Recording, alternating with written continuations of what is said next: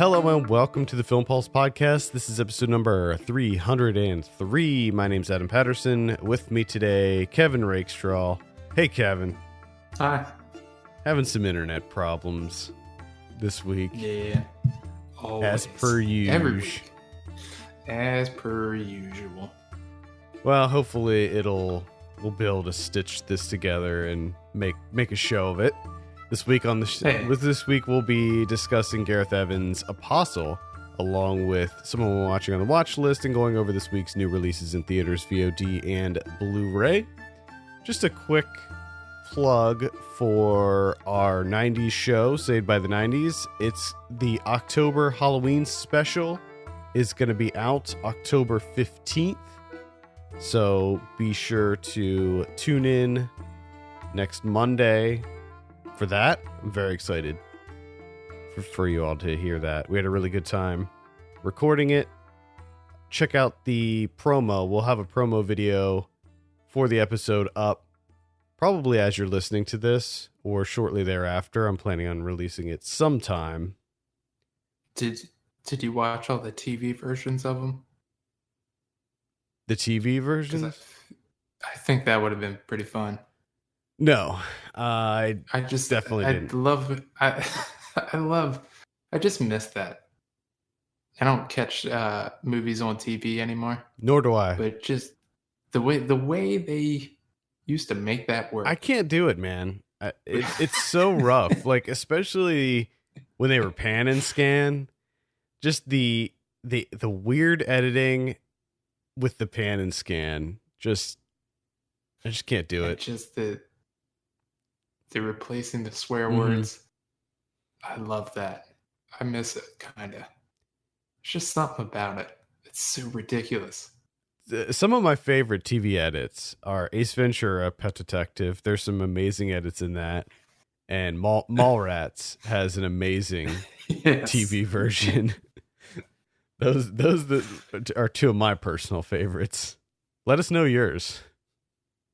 Which is kind of, there's so many movies that I saw as a kid on TV that I'm still like, yeah, I saw that movie. But I know now as a 34-year-old that I did not see those movies because I saw completely butchered versions of those movies. Yeah, like National Lampoon's Vacation, for many, many, many years, I only saw, because it was always on TV, right? That's one that's sort of ubiquitously on TV every summer. That's on some channel, and I've seen it on TV so many times, but it wasn't until I was in probably my late 20s that I saw the actual uncut full version of that movie. Maybe mid 20s, but yeah, I think it was like when it came out on, I think I picked it up on Blu-ray or DVD, whenever it came out on that format. And it was very eye-opening. It's like, wow, this is completely different. I wonder how many movies that I saw on TV back then that I was like, oh, this is bad. But it was bad because it was on TV.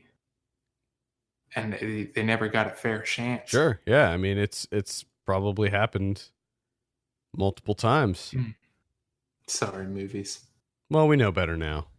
Do they even? I guess they still make TV edits.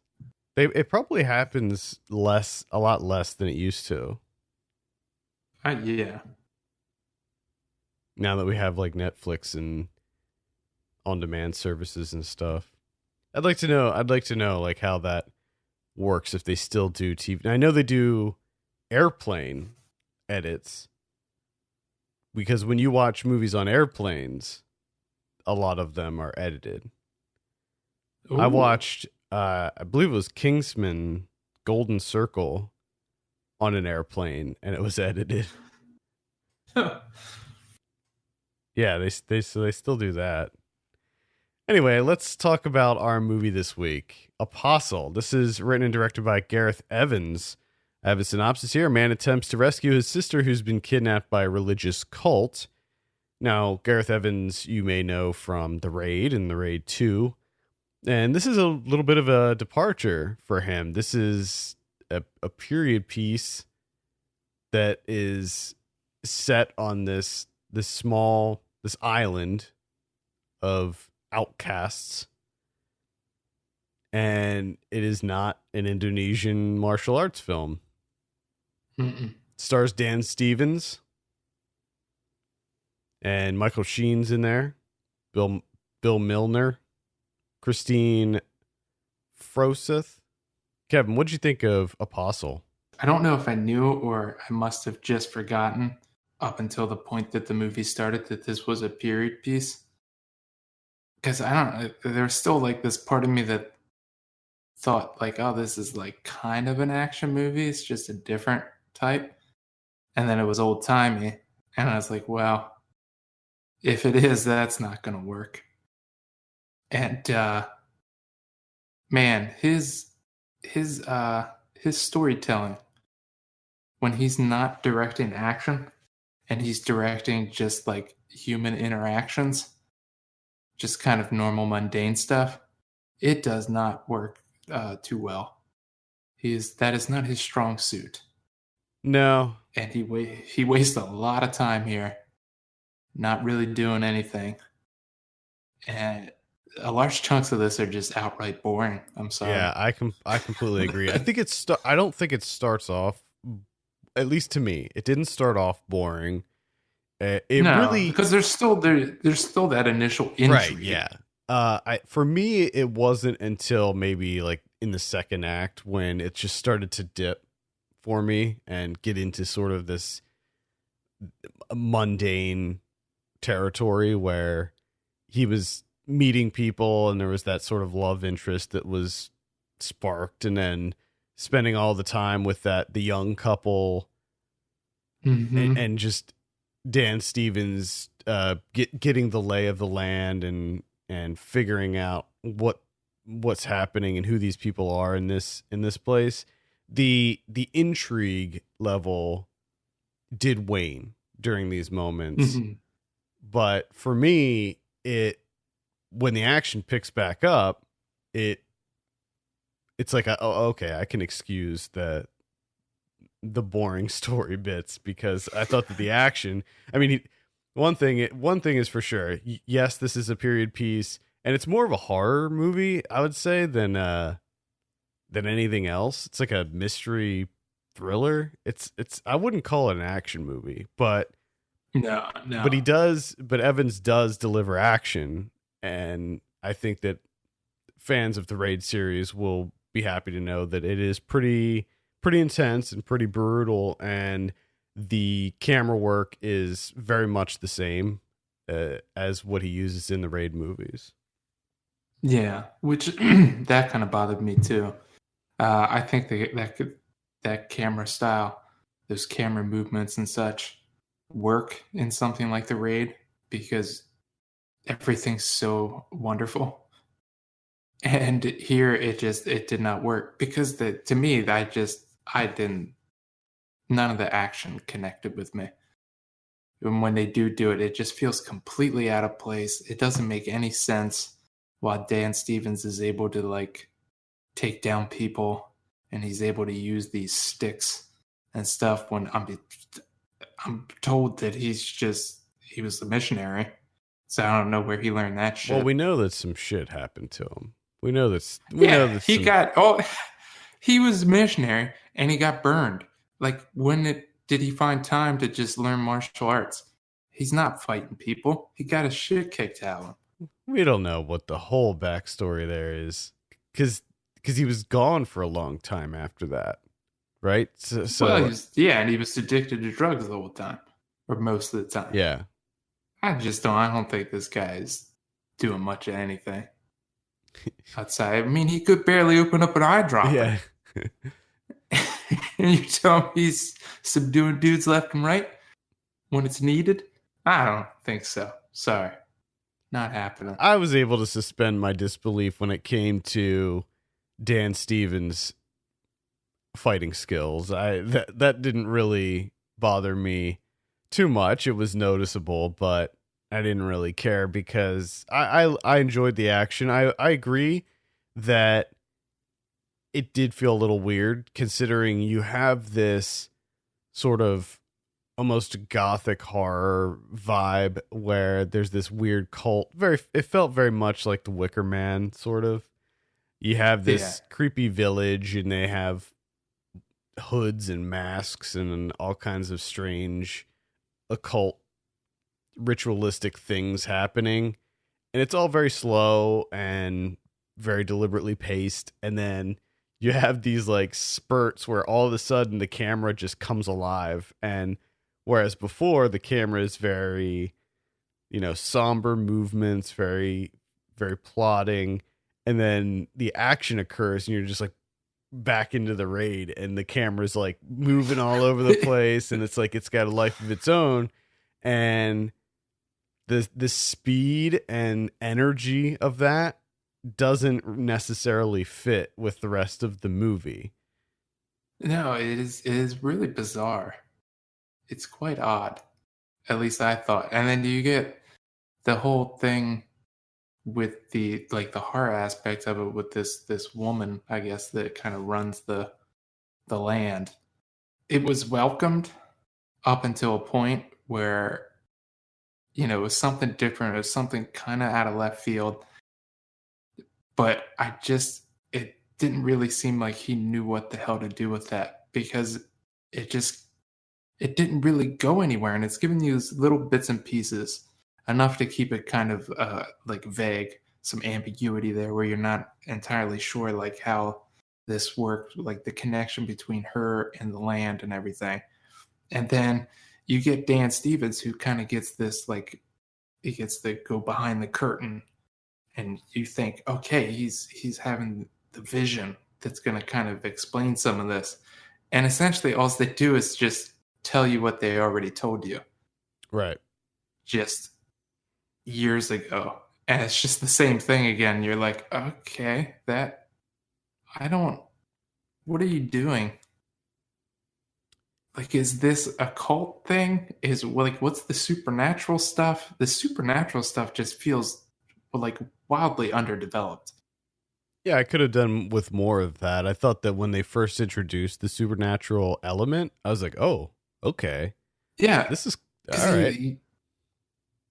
Because it introduced this like whole nother layer to it. And that was at the point in time too where I started getting a little bit bored. And then that kind of pops up, and I mean, it pops up beforehand, but it later on it's kind of shown as like this is going to be a bigger thing, and you're like, okay, well, okay, you got my interest levels back up a little bit here, and then it's just nothing really done with it outside of a guy wearing a hornet's nest for a mask or something, and he's just like violent. Yeah, and that's it. I gotta say, I was a little bit disappointed. I thought that overall it looked good. I liked the costuming and the creepy masks and the hoods and all of that stuff. It felt very creepy and cult like, and I kind of dig that whole look, that aesthetic. And I liked the premise. I liked the idea of Dan Stevens, this burnt out druggy missionary, going into this, infiltrating this cult to rescue his sister, and the cult didn't disappoint. Like, I thought that the cult was adequately creepy, and they were doing all kinds of weird, sacrificial stuff and weird rituals, and they had like that dude with the mask that took care of the woman, and like he was just covered in blood the whole time. And then you had like the underground like rivers of blood and viscera, Chickens. and there were like people living in there too, right? What, in the underground tunnel thing? Yeah, there was like that when he went in there and he found there was like oh, that was just the woman. That was her though. The witch. Yeah, that was the witch woman. So, whatever. but here, whatever she was. So I don't understand. So, but it looked like she was sort of fused to like the plants and stuff. Does she like does she break free of that event? Well, let me tell you this. I don't know if they're two people or if it's like a different version of her. I don't know if it's like projecting things or what's going on here. But I think Gareth Evans knows. And he just did a piss poor job of kind of getting that across in the movie. I mean, I thought maybe I missed something with that, and I very well may have. I just didn't quite understand how the inner workings of that. That's what I mean. When you finally get that, like when she does the fingers to his temple thing, and you're like, it's this flashback to like her early day history. You're like, oh, here we go. We're gonna find some stuff out, and it's just like another scene of pouring blood in her mouth, and it's like, okay, I already knew that. We did that like 9 times already. Yeah. Like, any more info, or just we're sticking to the blood thing? Yes, very curious. There's a lot of. Could have expanded a little bit.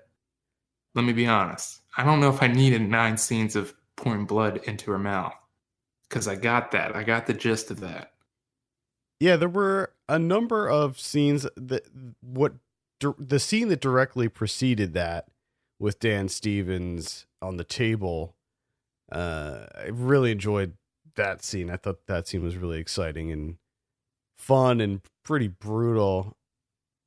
Most of the violence in this film was pretty high level. It was pretty intense. Yeah. It was disturbing. There's a lot of really kind of horrible medieval torture devices and things being utilized in this movie to great effect.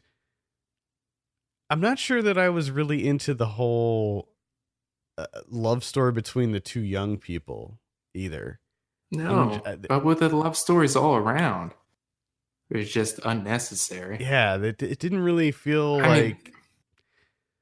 I mean, I guess that was used for him to help use those kids to help him, but I don't know. Yeah, and you also had that as the catalyst at the end. Yeah, to this kind of the coup and everything, but I don't know. But first off, you have this when they first come into the island, you have this insane landscape that's just unbelievable, and it's just not used at all until like the end. Like the beginning and the end, it kind of takes advantage of the beautiful landscape there, but everything in between, and again, it's a long ass movie. It is, because you're dilly dallying and just. Ugh. Yeah, it is. It is over 2 hours long, I believe. 2 hours and 9 minutes long. Cut the shit down. Yeah, I think for me, it's just ultimately, again, it's just a lot of elements to this are very familiar, which none of them really were done like in an exciting new way enough for me to like really recommend it. You know what I mean? I mean, as far as like cult movies go or like gothic horror movies go, it's middle of the road. It's all right. Yeah, I didn't dislike it. I didn't hate it or anything, but for me, it's not on the same level as The Raid or The Raid 2, certainly. No. Or even Marantau, the film that he did before The Raid. Or even, what was the little, was that him and Timo that did the little cult movie? I think that was just Timo. Was that just him? Well, he didn't even beat that, so there you go. He wasted 2 hours and 9 minutes, and he couldn't even top that shit. What was that, like 8 minutes long? 10 minutes? I was incorrect. It looks like he wrote that. They should have quit. That was his cult movie. Yeah, that was a great. Man, don't go back to it, dude. You're not topping everyone. Yeah, in concert, holding up guns to their heads. That sequence in VHS too. Oh, almost makes it worth seeing that movie. Just because I was wondering in the back of my head, I was like, what was that a part of? You said VHS 2, and I just got like a shiver down my spine, like, oh god. Yeah, that was definitely the bright spot of that movie. Yeah, if you can watch that divorced from the rest of VHS 2, do so. Watch that instead of Apostle. You could watch it like 10 or 12 times. Yeah, it's pretty breezy. By the time I finished watching Apostle once. So you can watch that shit and you got the rest of the day to do stuff, man. You can cross all sorts of things off your to-do list. Yeah, so two directors that I very much admire, Gareth Evans and Jeremy Saulnier, putting out Netflix movies that are a little bit underwhelming. Netflix, undefeated. I was thinking about this too. Because we talked about that in the beginning of the year. Kind of seeing how this is going to play out with a lot of big name directors that we actually like doing Netflix movies. And kind of thinking of Netflix movies that I have watched that I have genuinely liked. Like, I think I might be missing some here, but probably the one I like the most is from Noah Baumbach. Like, what the fuck? I think my number one Netflix original is still that one, the Macon Blair one. The one with this, Okay. I don't want to live in this world anymore. Is that the name of it? Or I don't. Yeah. Something like that. So. It's a very long title. The one with Melanie Linsky and Elijah Wood. I think that's still my number one Netflix original movie. Okay. Or Okja. I forget that's. Yeah, okay, that's my number one. Yeah, I forgot. Oh, thank goodness. I sort of forget that that's a Netflix. That seemed like so long ago. Yeah. If you want to hear me talk more about Netflix originals, stay tuned for the watch list because I got another big Netflix original that I'm going to talk about. Did you watch Private Life? No. Oh, okay. No, I didn't. I want to watch that, but now I'm worried. I have a feeling it's just going to be Netflix original. Like, I can't quite describe it, but I know exactly what I mean when I say it. When I think of Netflix original, I just think of lesser. Like that's the only thing I can come up with is just it's a lesser film. Yeah, I just mediocre. It's just mediocrity. But right there at your fingertips. Right there on your TV. I don't know if downstairs. I think a lot of them are, but I think it's a little harsh for some of them. Like Hold the Dark, for instance, I wouldn't say that was a mediocre film. I'd say that was a good film. No, that was mediocre. No, I don't think so. I don't think that was mediocre.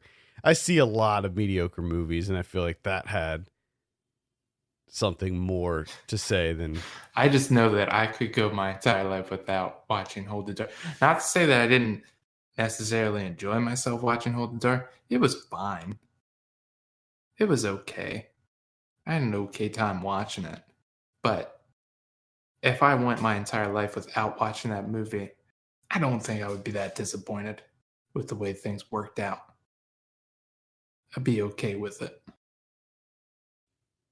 I'll probably forget what happens in that movie by next year at this time. That's what I'm saying. That's what I'm saying. Like, I'm not going to remember that. Apostle, I will remember the violent moments, like the action scenes. And maybe I could say the same thing about Hold the Dark too, since those were so pronounced. But as far as the storyline in Apostle goes, like the details, they'll probably leave me fairly quickly. Let's give Apostle a score. I'm gonna give it a 6. I'm gonna give it a 6 out of 10. Okay, I'm gonna give it like a 5.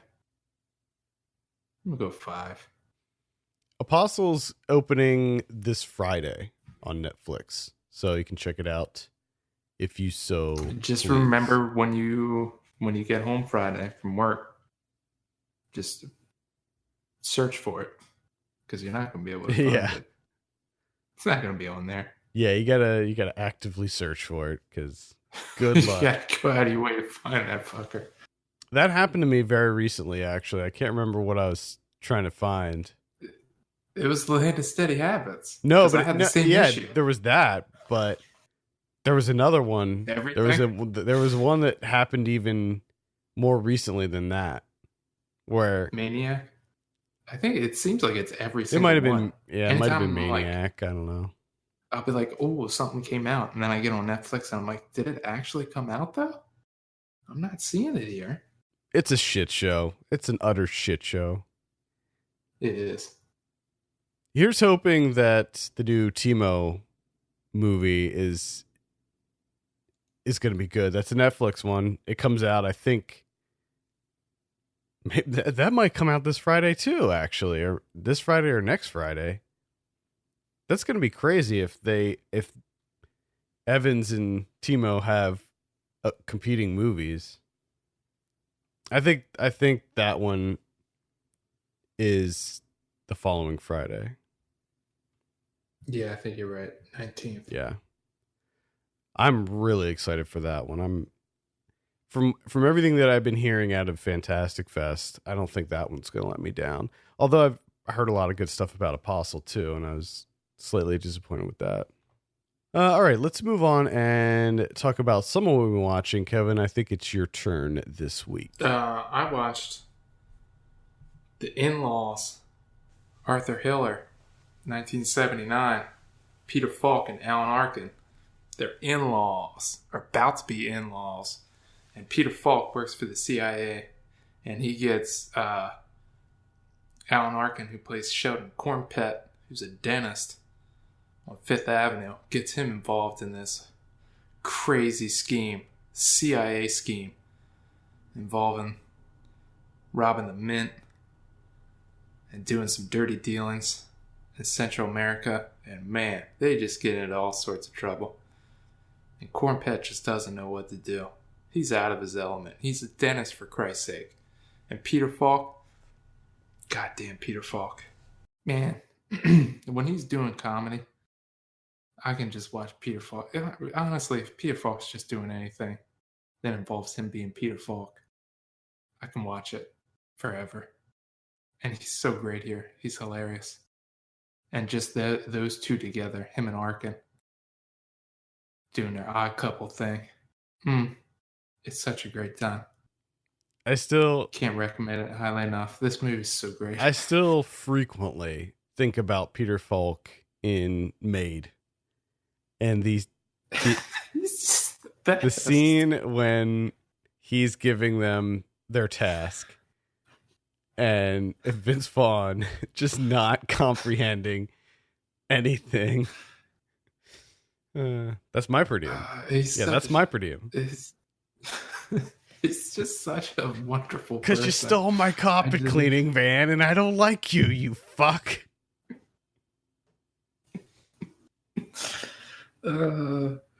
Oh man, he's so wonderful. Yeah, if you love Peter Falk and you haven't seen The In-Laws, you need to do it. You have to. It's imperative. Yeah, this has been one that's on my watch list forever. It's so good. I do love me some Peter Falk. I miss him. This is classic Falk. I saw a lot of stuff this week. I'll start it with the one that I mentioned, a Netflix original. I saw The Ballad of Buster Scruggs. This is the new Coen Brothers movie. Netflix original. So this started off, the Coens would write these short stories, and they were writing them as far back as 25 years ago. So they have this like collection of these Western stories, and they were sitting on them forever, and they didn't really know what to do with them. And then when Netflix came around, they said, hey, let's work together. And that's how this started. Originally it was going to be 6 episodes in a little like mini series, I guess.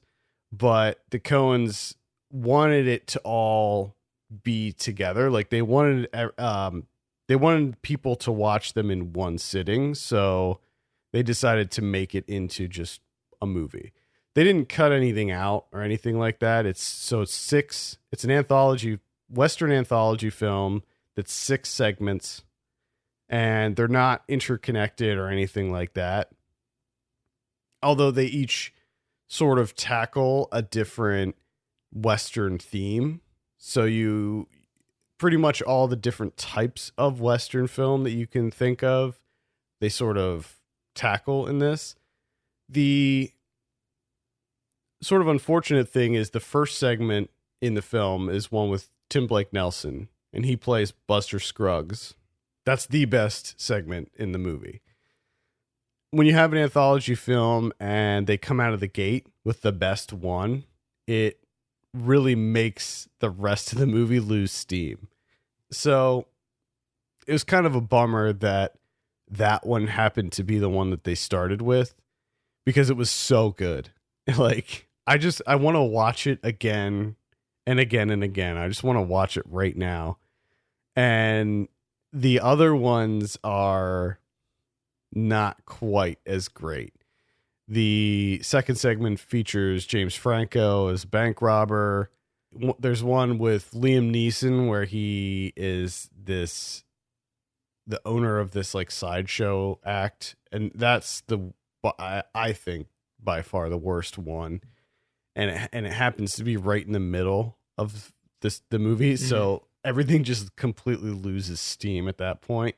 There's one that features Tom Waits as a gold miner panning for gold, and that one's great. There's one with Brendan Gleeson. There's one with Zoe Kazan, and those are all right. The Brendan Gleeson one is the one that closes the film out, and that one is also not my favorite of the bunch. The Zoe Kazan one's pretty good. So overall, I would say it's a little bit of a mixed bag. Yeah. Some of them are stronger than others, like most anthology films, but it's almost worth watching just for the Tom Waits one and the Tim Blake Nelson one, because those are very good. I saw David Lynch's Dune from 1984. Some Dune action. Now, I've always been led to believe that this movie is terrible. It's just god-awful. It's just a complete train wreck. And you shouldn't see it. But I fucking watched it. And you know what? I liked it. I thought it was pretty great. I was surprised. I don't know what people are talking about. It is a little bit of a mess, which I would imagine, mostly comes down to studio interference, because I don't know what they were expecting working with David Lynch doing sci-fi. But as far as David Lynch movies go, it's fairly straightforward. I was also kind of surprised by the number of people that said that, like, the storyline, the narrative doesn't really make any sense, and it's just an absolute mess, because I found it fairly straightforward. There's this planet, they mine spice. They just call it spice. And spice kind of runs everything in the galaxy. And it enables people to time travel, because they can fold time. So you can travel to a different place in the galaxy without ever moving, because you just fold it on itself. And getting the spice is what does it. So they go to get the spice, and Kyle MacLachlan decides, well, he's kind of forced into it. Kind of becomes something bigger. And kind of fights back. And it's got some great stuff in here. I mean, some of the stuff that David Lynch does with the big budget is pretty wonderful. Some of the effects, I will admit, this is 1984, okay? So some of the effects are, they're rough. They look awful. They have not aged well. But some of the other stuff, I got surprised that, there were still some segments, some set pieces and stuff that still kind of wowed me in 2018. So, I mean, that counts for something. Sure. But definitely not as bad as I've been led to believe with Dune. I saw this movie when I was a kid. I don't remember. I hardly remember anything about it except the worms, like the sand worms. Yeah, the worms are great. I can see it like as a kid. Yeah, I mean, it's fairly adult. You know what I mean? This isn't like a fun space adventure type deal. You know, it's all about dreams and shit because it's David Lynch. He's got to get that dream stuff in there. All right. That's Dune. I saw A Star Is Born. Yeah, you did. More like A Star Is Bored. Ooh, you got him. Zinger. Killed it. You're done. Yeah. That's it, right? Thank you, folks.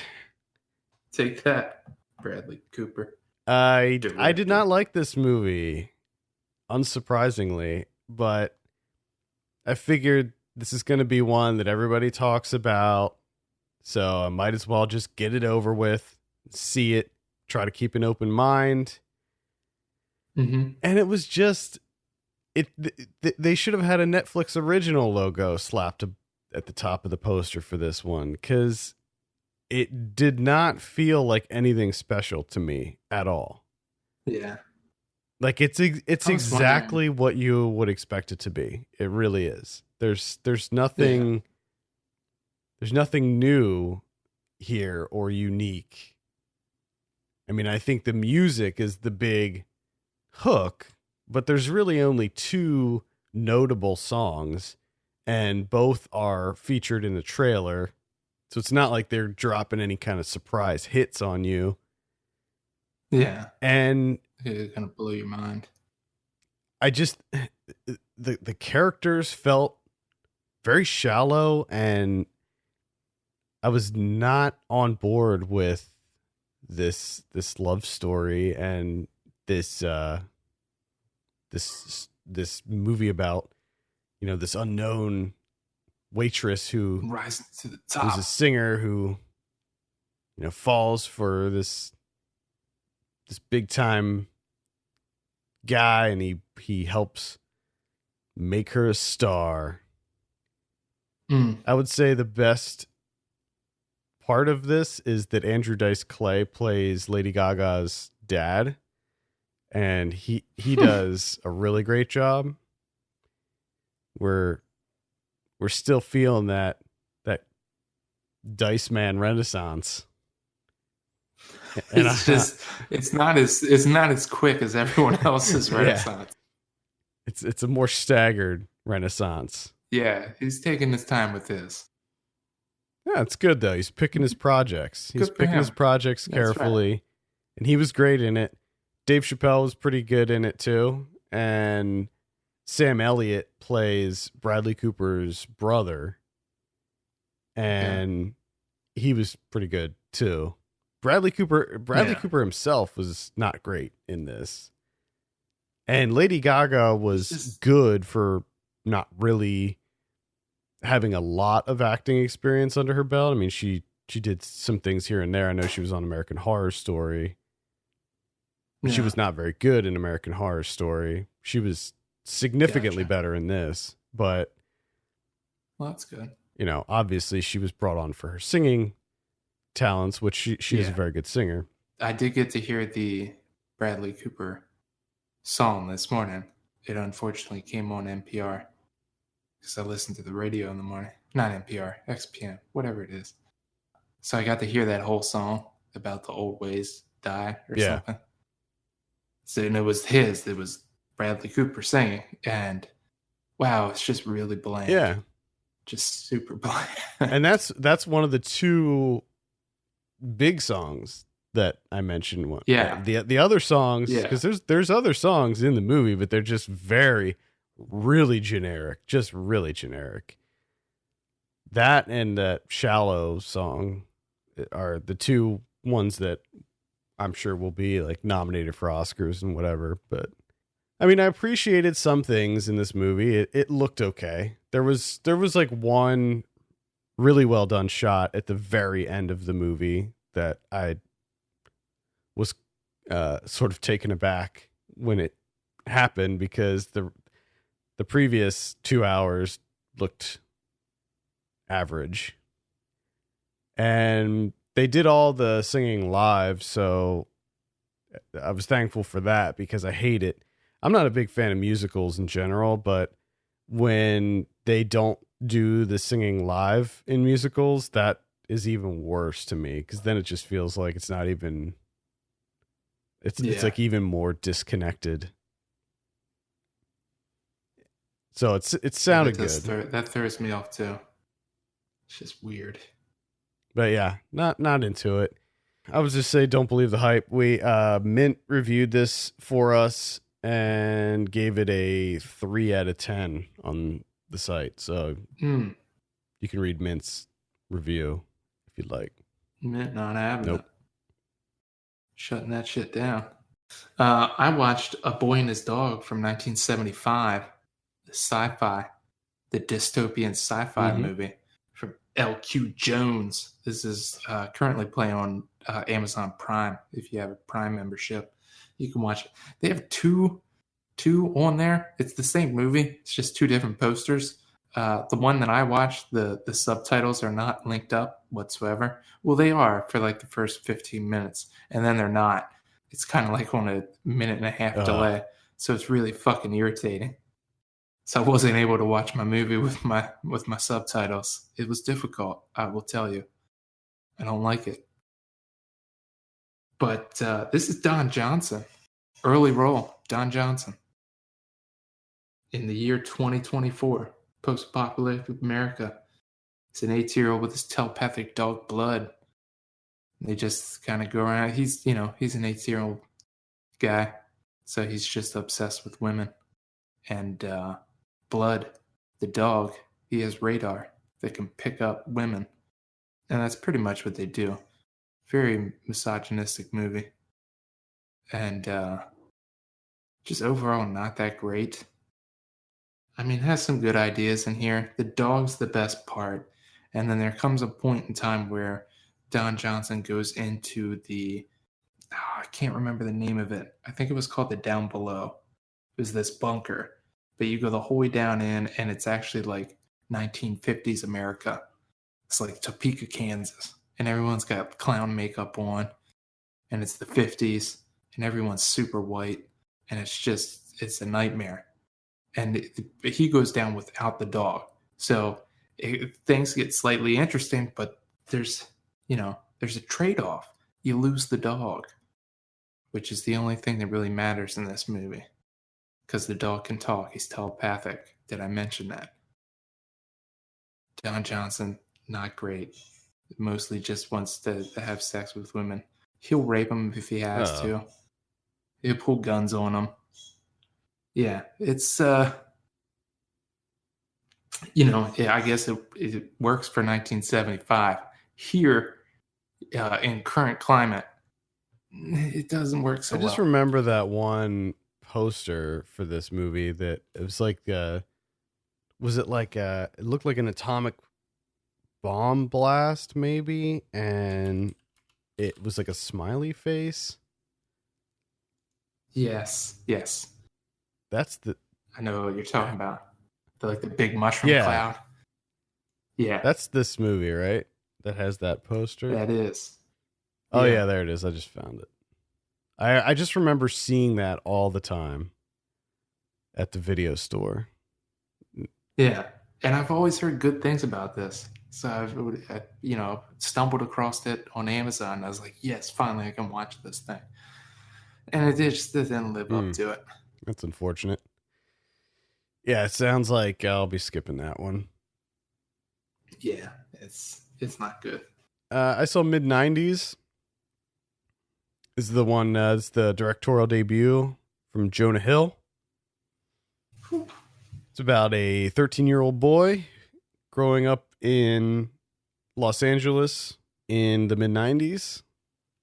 And I was really excited about this movie.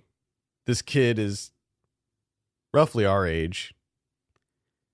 I don't know if it says exactly what year, but I would say it probably does take place around 95. So he's right around our age, and he has a difficult home life. His brother, played by Lucas Hedges, constantly just beating the crap out of him.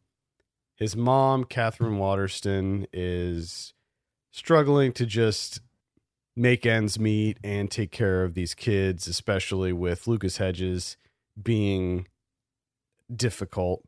And, you know, she was very young. She had her first kid when she was 18. So Lucas Hedges is 18 in this.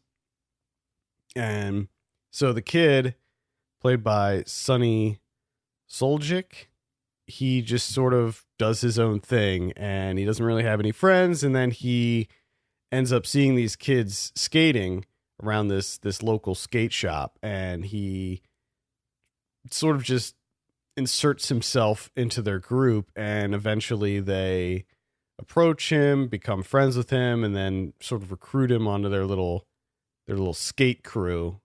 And it's just about him becoming friends with these kids and then starting to get into some stuff that a 13-year-old kid probably shouldn't be getting into, like taking Adderall and drinking and smoking weed and hooking up with girls and doing some really dangerous stuff on a skateboard. And he's like just learning how to skate. But there's a lot of really good 90s nostalgia in there that's not, it certainly doesn't throw it in your face. There's not a lot of that happening, but there's enough in there that makes you well aware of the time period, and the soundtrack is a big part of that. I really love the soundtrack. Atticus Ross and Trent Reznor did the score, and then mixed in it's a very heavily licensed soundtrack. You have like Wu-Tang and the Pixies and a lot of really great, you got Souls of Mischief in there, and really, really great. Mostly hip hop, but some kind of punk / grunge stuff in there, like, as well. But unfortunately, it feels overly burdened with the plot. The way that I felt about mid-90s was very similar to how I felt about Skate Kitchen, where I was really enjoying the camaraderie with the friends.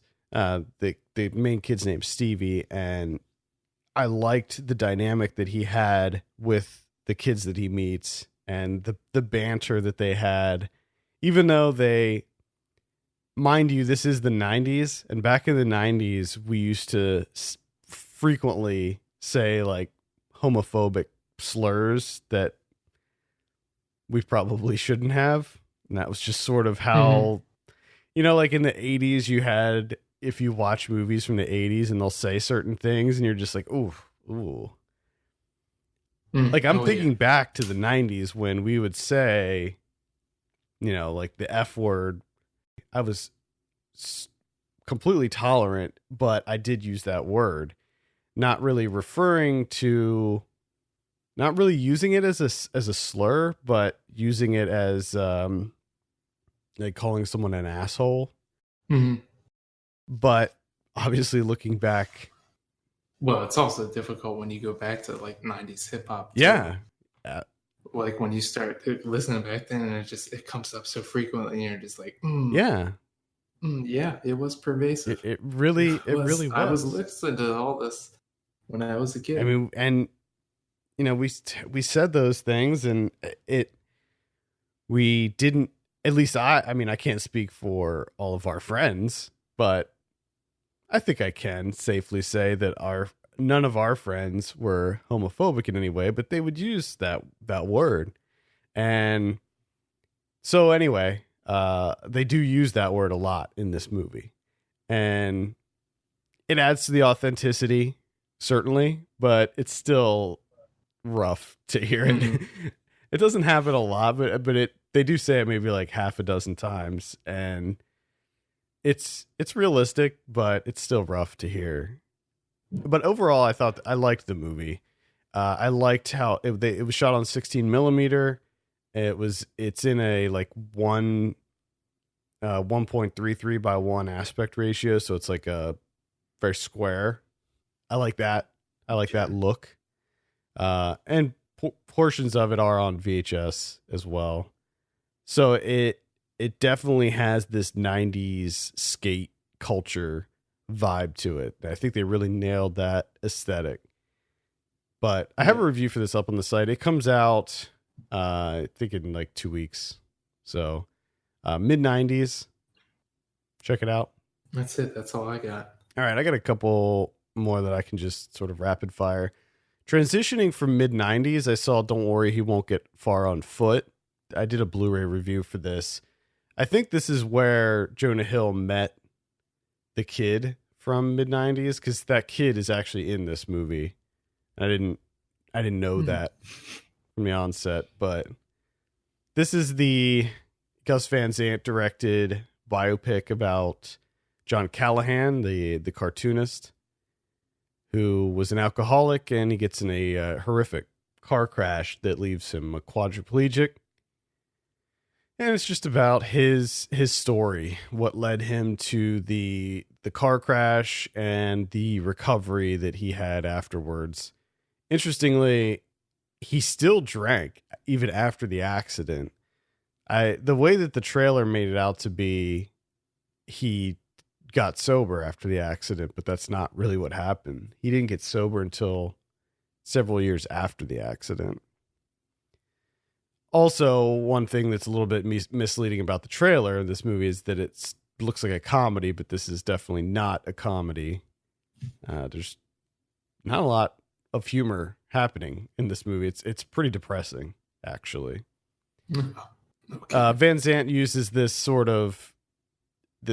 wishy-washy structure where he jumps back and forth between the past and the present, and then continues that story, and then jumps back a little bit more. And the side characters are almost non-existent and sorely underdeveloped. Like Rooney Mara's character, she plays John Callahan's girlfriend. John Callahan, played by Joaquin Phoenix, by the way. She's barely even in it, and I don't really know the story behind that. This is based on his autobiography, so maybe she just wasn't very present in his life. But I don't really know. She was just not in it that much at all. The only character that has any kind of like development other than Joaquin Phoenix is Jonah Hill, and even he sort of, when his character disappears, there's not a really big enough resolution, I feel, with what they did with him. So I wasn't really big on this movie. I thought it was okay. I mean, it could have been a Netflix original. It wasn't great. I saw Three Identical Strangers. I won't really divulge anything about the plot of this, because I feel like going in as cold as possible on this one is the way to see it. Because this is one of these documentaries that has just twist after twist after twist, and it's really well made. And I think it's my favorite documentary of the year. There's really fantastic reenactments. It's top notch documentary filmmaking. So highly recommend Three Identical Strangers. I saw Tales from the Hood 2. This one was a little bit disappointing. I didn't really expect a lot from this movie, but I'm a big fan of the first one. I know you are too. But they were so on the nose with everything they did in this one that a lot of it didn't really feel fun. I didn't have the same kind of like fun Tales from the Crypt style vibe that I had from the first one. This was more like, I don't know how to describe it, but they were like, it was all like joking. It was all social commentary, and I thought that a lot of it didn't work just because they tried to be serious. Like several times, and it didn't really work, and it came off as feeling very cheap looking. So I would say that some of the segments were okay. I liked Keith David as the Undertaker guy from the original one. He sort of took over as that character, the guy nice. Delivering the tales, telling the tales. But there's, it's the whole movie is just talking about current affairs, really, like the Black Lives Matter movement and where we're at with sort of Trump and all of that stuff. So it's all very recent, some of the things that they talk about. But unfortunately, most of it just doesn't work, and it feels really low budget. I did like the intro, though. I don't know if they did it on purpose, but the intro looks so 90s. Like, I don't know if you've ever seen on Twitter that one Twitter account called The Share Zone, where they use like the sort of 90s CG graphics. Oh, yeah. The intro of this movie looks like that. Nice. I don't know if they were trying to make it look cool or if they were trying to make it look cheesy and old, but it worked for me. So anyway, Tales from the Hood 2, can't really recommend. All right, let's take a look at new releases. This week, we have The Happy Prince, 22 July. That looks like a Netflix one. That's the, I know what that is. That's the Paul Greengrass one. Yeah. That's the new Paul Greengrass one. Got First Man coming out. New Damien Chazelle. What do you think about this? Going to the moon. This seems like a hard pass from you. Is that inaccurate? That is correct. That is correct. I figured as much. I'll give it a shot. I have no expectations for it. Got Bad Times at the El Royale. Now this one I am excited for. Because hopefully have some good times with the bad times. Yeah. Are you into this one at all? It looks all right. I mean, I'll probably pick up on the Netflix or something. Okay. Yeah, I'm pretty into it. Hopefully it's decent. We got Goosebumps 2 Haunted Halloween coming out. I actually liked the first Goosebumps. I don't know if I liked it enough to be clamoring for a sequel, but yeah, this might be like a Netflix watch for me. Beautiful Boy comes out. I think that's a pretty anticipated movie, right? Seems like it. I feel like a lot of people are digging on this one. Steve Carell, Timothée Chalamet. Based on the set of memoirs from a father and son, where the son is an addict. Got The Oath coming out. This is the comedy with Ike Barinholtz and Tiffany Haddish. It's directed by Ike Barinholtz as well and written. Looks pretty funny. Yeah, it looks like it could be enjoyable. Looks like I could have a potential good time with The Oath. Some smaller releases, including After Everything Shotgun, in parentheses. I'm not sure what that's all about. Yeah, that's an odd title.